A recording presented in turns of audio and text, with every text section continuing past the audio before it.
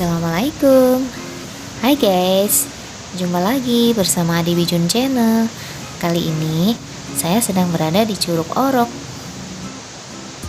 Nah, Curug Orok ini masih berada di aliran Curug Cibulau loh guys.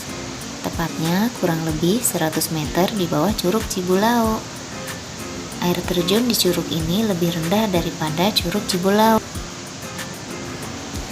Namun, jangan salah guys, walaupun air terjunnya lebih rendah daripada Curug Cibulau, curug ini memiliki pusaran di dalam air lebih kencang daripada Curug Cibulau dengan kedalaman kurang lebih sekitar 5 meter.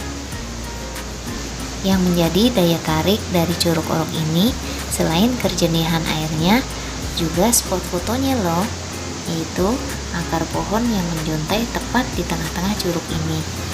Tapi sayang sekali, kali ini saya nggak bisa untuk selfie-selfie di akar tersebut karena akar tersebut sudah lama terputus.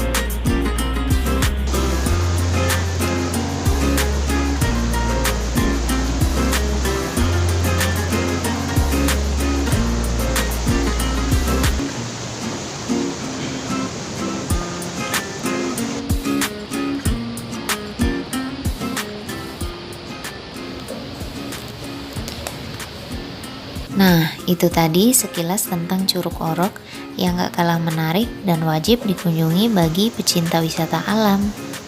Terima kasih sudah menonton. Oh ya, jangan lupa untuk subscribe, like, komen, dan share ya. Dan jangan lupa juga loncengnya. Sampai jumpa di video berikutnya. Dah.